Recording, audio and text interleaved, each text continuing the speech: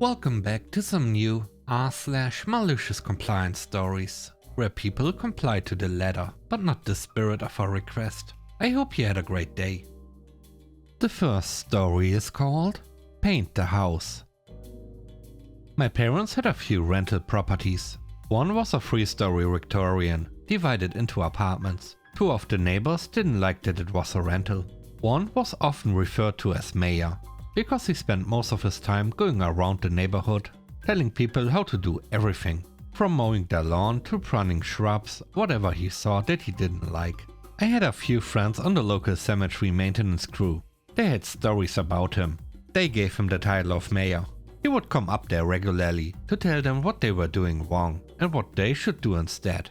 The other neighbor was a childhood friend of his and never had any complaints of his own, but always backed up anything his friends said in any complaints. The neighbor didn't like that it was a rental, so he complained constantly. In addition to phone calls and personal confrontations, he went to borough council meetings to complain and submitted complaints to enforcement for anything they could find. We once got fined because the address numbers painted on the trash cans were 1 inch too short. This cost my dad $15. He started to complain about the house needing paint. At first with no luck. It wasn't that bad. The code officer said it was okay. But eventually he prevailed and we got the order to paint the place. We didn't have a lot of money, so my folks went to the local paint place and purchased all of the stuff they wanted to get rid of. Returns, stuff not mixed right, whatever they could get, and even had a few painters donate their leftovers. I spent hours in the sun hand mixing the paint that was poured into a huge trash can, and once it was mixed, it was poured back into the cans ready to paint the house. It turned out to be a bright pink. We started to paint the place. The color was not well received, not at all. The neighbor and his friend went to borough council meetings to get it stopped. They complained to the code compliance people. But there's nothing in the code that states what color a house has to be painted, only that it must be reasonably maintained. They also said that you asked for the house to be painted, and you got what you asked for. He lived next to that place for many years after he got what he asked for. The next story is called Payback for 16-hour days. I worked in a prominent local repair shop. I was a retail assistant and would find parts on the internet for our technicians. The owner had another business that would sell some of the parts we occasionally needed. We were instructed to buy from the owner's other business whenever possible. The owner's other business was heavily sponsored on Google. It charged his business $5 per click as an advertising fee. I was hired at the start of 2020. The lockdowns had just started and getting a job was very difficult. I worked 16-hour days, 6 days a week, being paid under minimum wage. I did not complain since I agreed to it when starting the job. My finest straw, however, was when they started to delay my paycheck. Half of my job was doing the work and the other half was kindly requesting my paycheck. Well, I had an idea. Whenever we needed a part, I would search it up on Google with the business name instead of directly going to their website. Lo and behold, it would be there in the sponsored ads. Considering that I would need a handful of parts each day, I must have easily cost the business $20 to $40 in Google fees daily. Guess it made up for the 16-hour days and the late pay.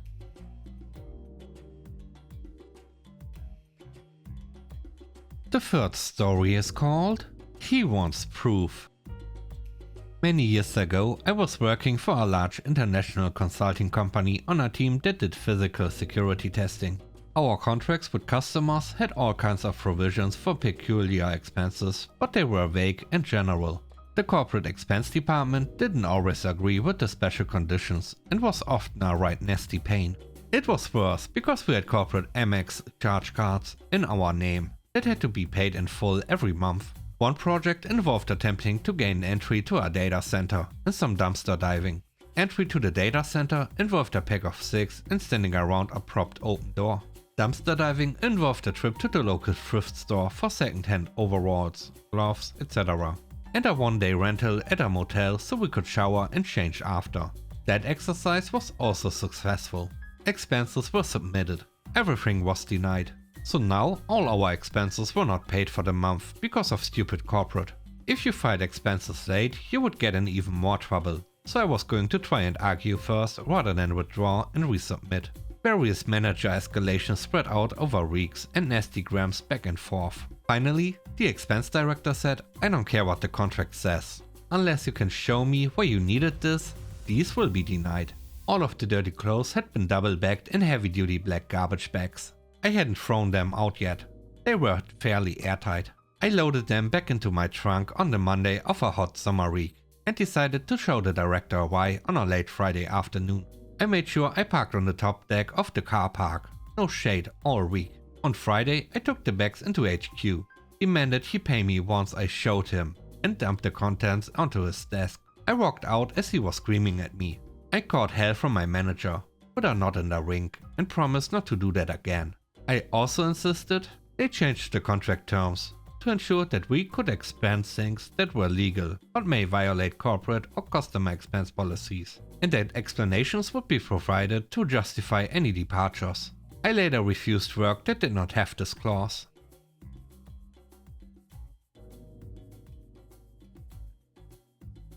The next story is called Review Every Line. I was a software developer at a mid-sized tech firm.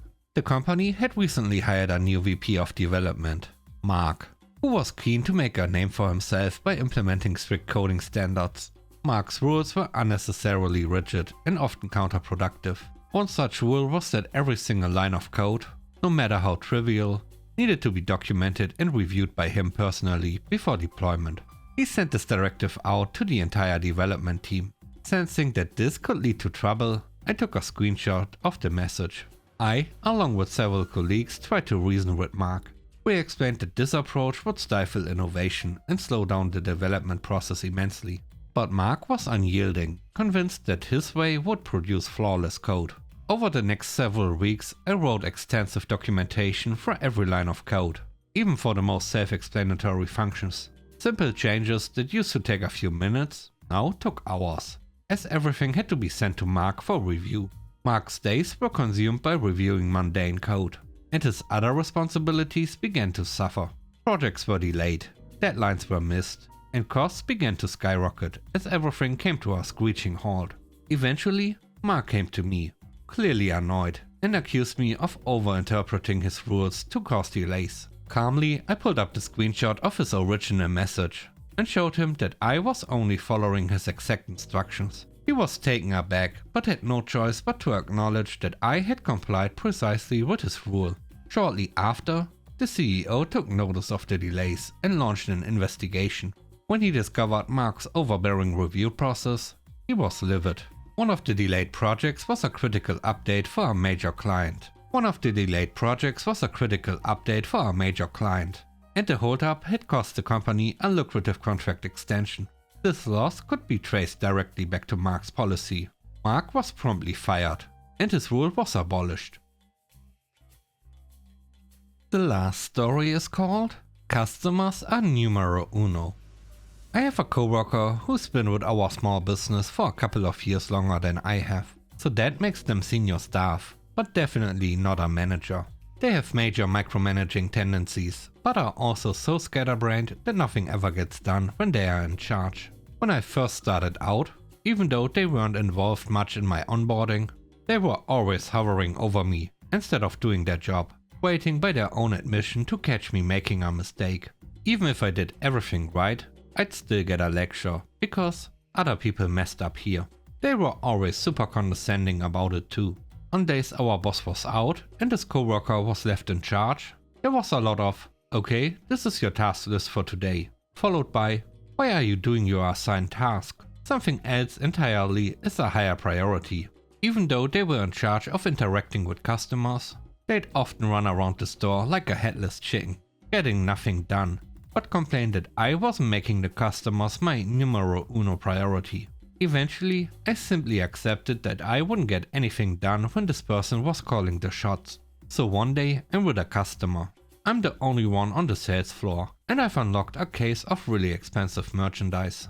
My coworker is busy doing their thing, running around and starting a bunch of projects they'll never finish. From the other room, I hear a crash, and they call for me to come help.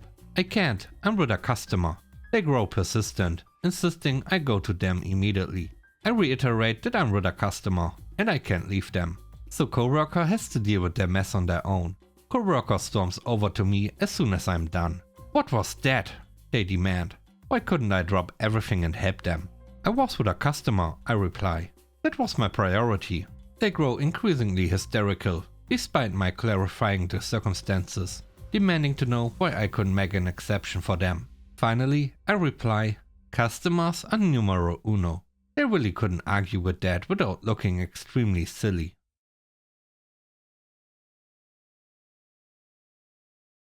Thanks for watching the video. I hope you enjoyed it. If you did, please don't forget to leave a like, comment and subscribe. And if you have time, watch another one of my videos. And now, I hope you have a great day. See you soon. Bye bye.